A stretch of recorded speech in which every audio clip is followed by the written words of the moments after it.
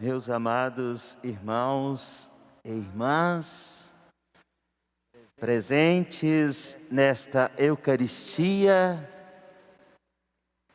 aqui na Catedral em Construção Cristo Rei, da nossa amada Arquidiocese de Belo Horizonte, e também vocês, queridos irmãos e irmãs que nos acompanham pela TV Horizonte, em suas casas, verdadeiras igrejas domésticas. Diz-nos o apóstolo Paulo: sede firmes e inabaláveis, empenhando-vos cada vez mais na obra do Senhor, certos de que vossas fadigas não são em vão no Senhor.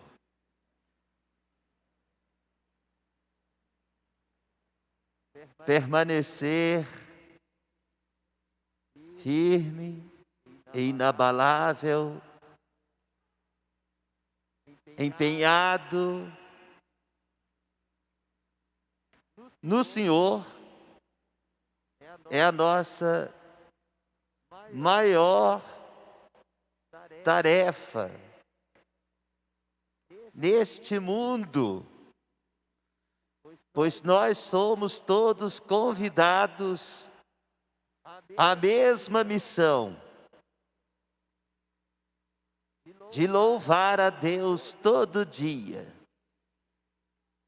participando da sua obra.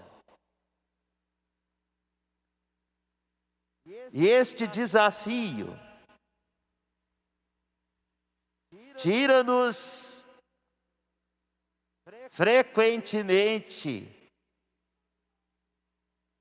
a paz, porque muito facilmente nós bambeamos a firmeza da fé. Vítimas que somos todos nós da força do pecado. Mas não são em vão os nossos esforços, diz o apóstolo.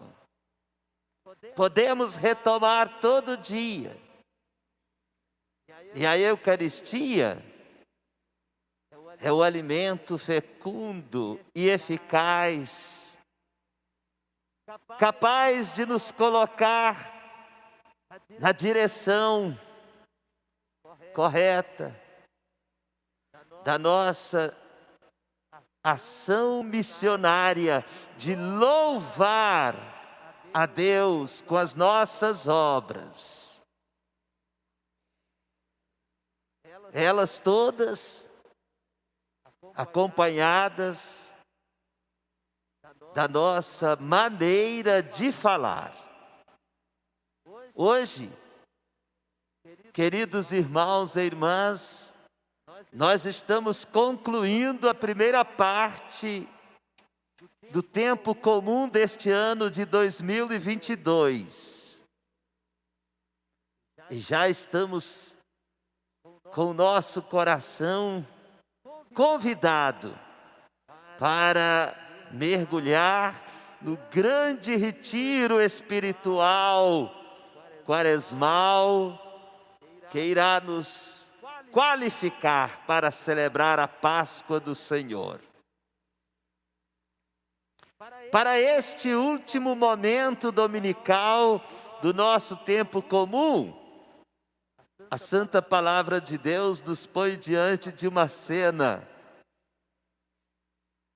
de ensinamentos vários de Jesus, conforme ouvimos do Evangelho de Lucas,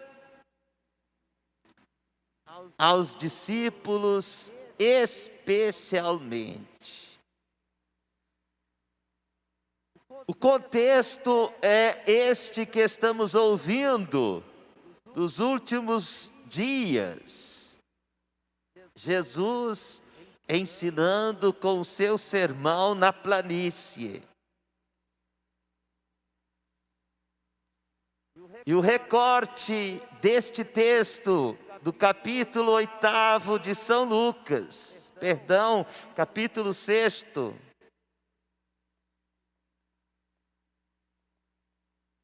nos oferece uma série de ensinamentos que foram pronunciados por Jesus para ensinar objetivamente quem é o verdadeiro mestre e quem é o falso mestre. Porque é necessário a Jesus ensinar aos discípulos a identidade daquele que pode guiar o coração das pessoas. Porque é necessário a Jesus oferecer critérios de discernimentos tão objetivos para identificar quem de verdade pode nos conduzir e ensinar. Porque, na verdade, todos nós podemos nos enganar. Aliás, quando Lucas escreveu este texto, inspirado, no início dos anos 80, começava naquela época a aparecer muitas heresias. Assim como hoje em dia nós encontramos muitas pessoas que dizem sobre muitas coisas e acabam nos influenciando. Esse tempo no qual nós todos estamos vivendo e escrevendo a nossa história é um tempo marcado por pessoas que se dizem autorizadas a nos influenciar com a sua maneira de falar, com a sua maneira de se comportar, com a sua maneira de agir.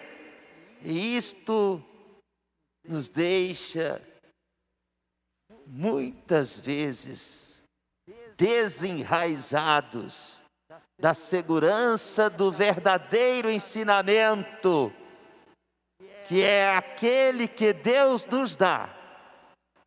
O ensinamento do amor, da justiça, da verdade e da paz. Peço licença a vocês todos para compartilhar esta preocupação a respeito da sedução que exerce sobre nós o que hoje nós chamamos de influenciadores. As nossas redes sociais estão repletas de homens e mulheres, dos mais diversos níveis de intervenção na sociedade, influenciando nossa maneira de falar, nossa maneira de vestir, de nos comportar, de sentir, de ver, de discernir e de julgar.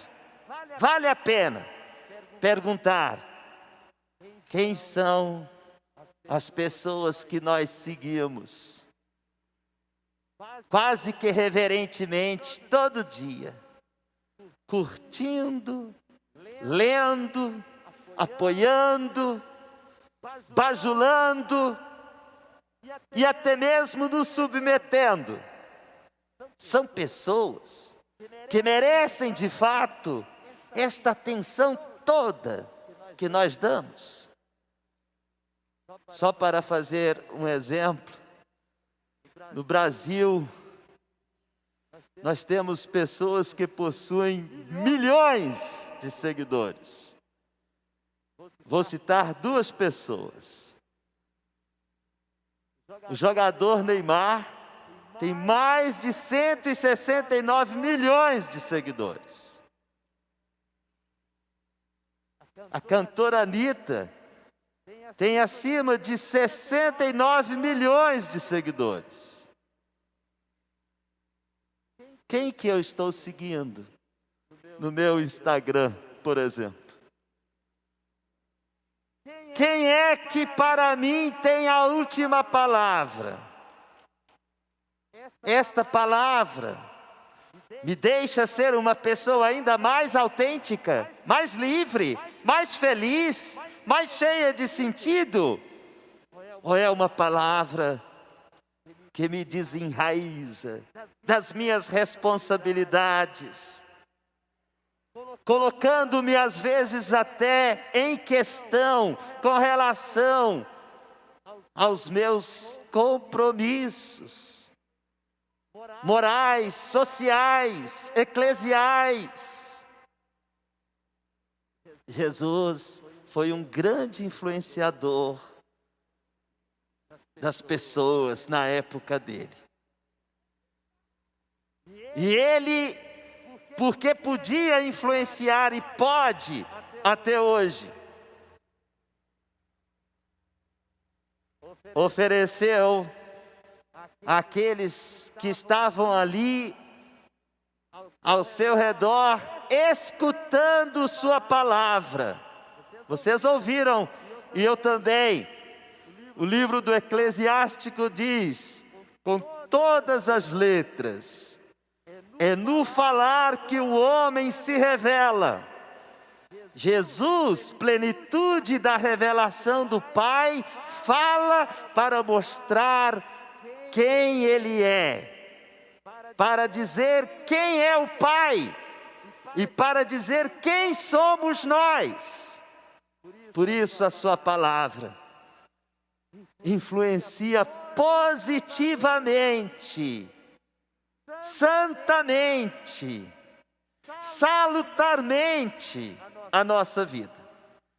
E ele, ao perceber que outras palavras que estavam tomando uma espécie de poder no coração e nos ouvidos do coração das pessoas, ofereceu critérios que são claríssimos e que valem permanentemente. Olhem este critério: pode um cego guiar outro cego?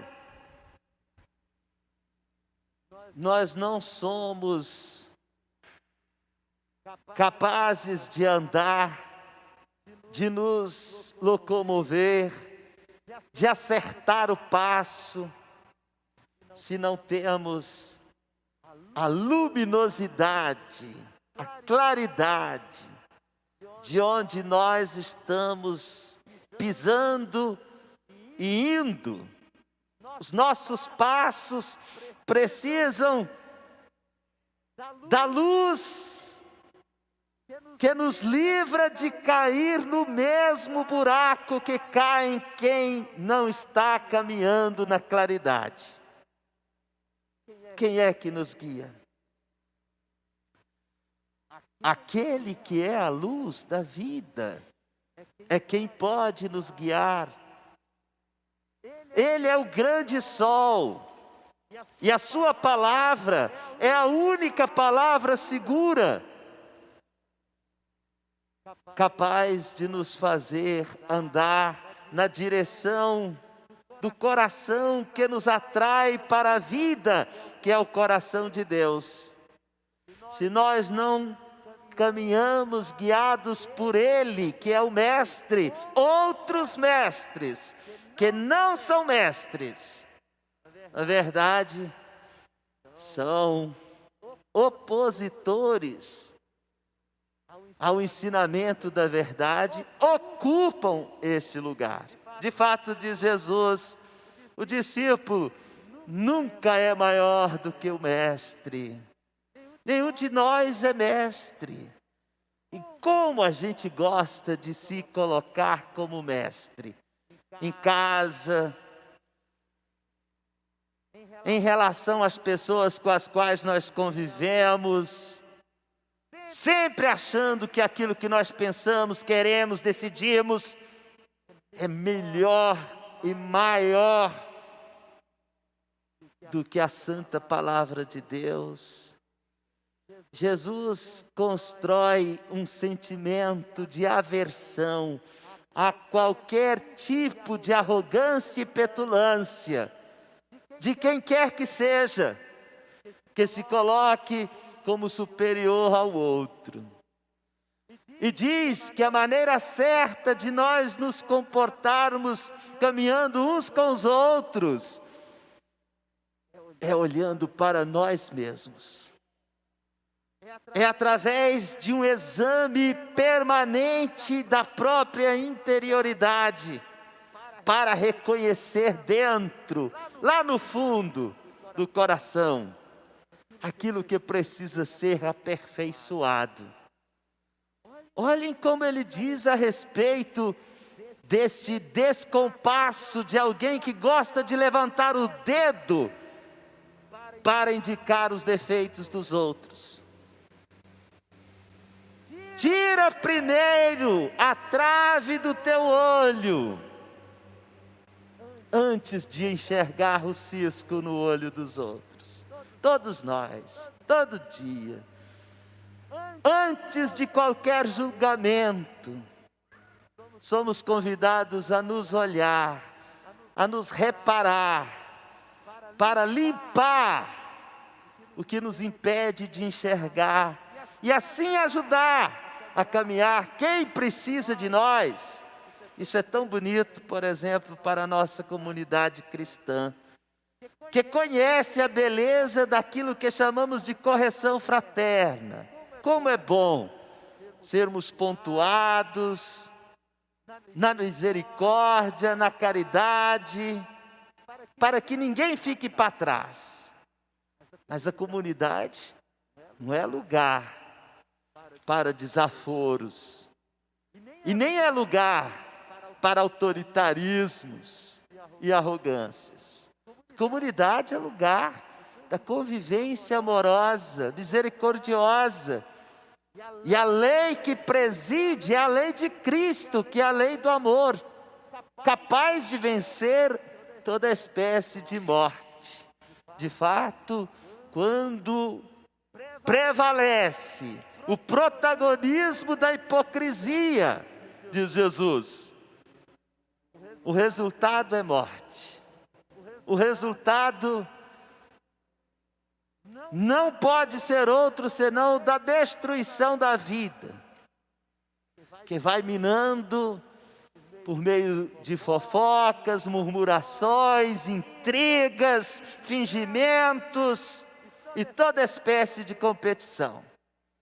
Então Jesus diz isso aos discípulos: é melhor primeiro se olhar, é necessário primeiro se enxergar, para poder avançar. E aí, retomando estas 3 provas que aparecem no livro do Eclesiástico: a prova da peneira, a prova do ouro e do oleiro, e a prova do fruto. Jesus constrói neste conjunto de ensinamentos a sua mais importante indicação para esta celebração que estamos vivendo. De fato, quando a gente peneira, a gente vê claramente o que presta daquilo que não presta. Eu mesmo vivi muito isso na minha experiência inicial de vida na roça. Quantas vezes fiz o gesto de peneirar milho e feijão, e era tão fácil tirar o cisco do alimento.